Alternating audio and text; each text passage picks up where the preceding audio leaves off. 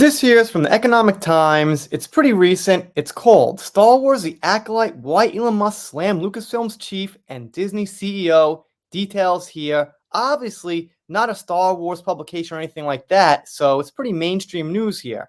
They've even got a little FAQ for people who don't actually know what the Acolyte is.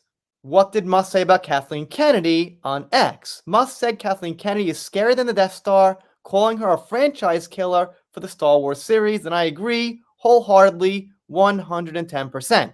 What is the Acolyte? Just search dumpster fire on the internet and you'll find it. And you'll clearly see the definition. Elon Musk criticized Kathleen Kennedy, the head of Lucasfilms, a division of Disney, for the Star Wars franchise's direction. He accused Kennedy of endangering the series by promoting woke philosophy in the most recent spin-off, The Acolyte. A group of all-female Jedi are introduced in this Leslie Headland-directed program, with Amanda Steinberg playing the lead roles, as per reports of the New York Post. According to a post on X that portrayed Kennedy as a franchise killer with other Empire ships, Elon Musk stated that Kathleen Kennedy is scarier than the Death Star, and the only thing scarier than that is the people who think this show is good. They buy it, they think nothing's wrong, they call all the names, ism, insult. They can't just think for 1 second, like, you know what, maybe this isn't exactly what the fans want of the show that they've grown up with, that they've loved for decades. It's not that hard, man. Something people have liked since the 1970s is drastically changed, and you expect them to just be like, okay, cool, that's what it is now. I'm a fan no matter what. So yeah, I'd say the Disney Star Wars fans are even scarier than Kathleen Kennedy. Musk Critique. Musk, who's well known for his controversial opinions, criticized Kennedy's choices and the way characters are portrayed in The Acolyte, comparing her to a destructive force within the franchise. No need to compare, she is. He voiced issues about Kennedy's storytelling style, which he believes is agenda-driven. Musk accused Kennedy of being biased against men, stirring controversy. Kennedy's defense in The Acolyte. Leslie Headland was chosen to direct The Acolyte, and Kathleen Kennedy defended her choice, highlighting the value of varied narratives. Amanda Steinberg and Ji-Lung Jae are two examples of the minority actresses that Headland, the first female creator of a Star Wars TV series cast to be inclusive, has reported by the New York Post. I don't know, man. The word minority for me kind of sits a little bit awkward because I'm in Japan here, and black people, white people, Mexicans, anyone in America that's a minority is a super minority here. If I went to Korea, where Lee Jung is from, he wouldn't be the minority.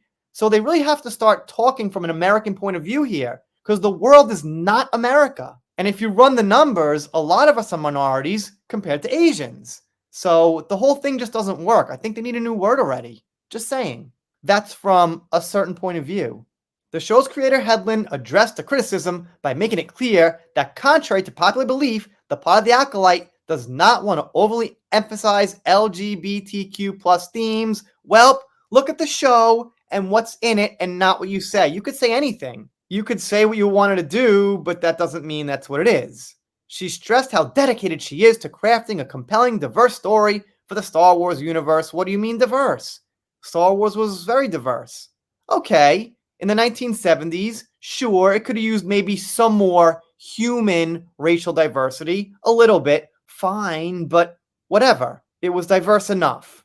And by the way, no one was complaining. And they mentioned Gina Carano, what happened with her in 2021. Her and Musk are suing Disney, by the way, which is a nice little thing to look forward to. And they also say Musk attacked Disney CEO Bob Iger last year. I remember that. That was funny. If you're following me, you probably know I've covered Johnny and Amber and Marilyn Manson, and that's going to continue, but this channel started as a Star Wars channel, and now there's some pretty big news, big enough to cover no matter what happens.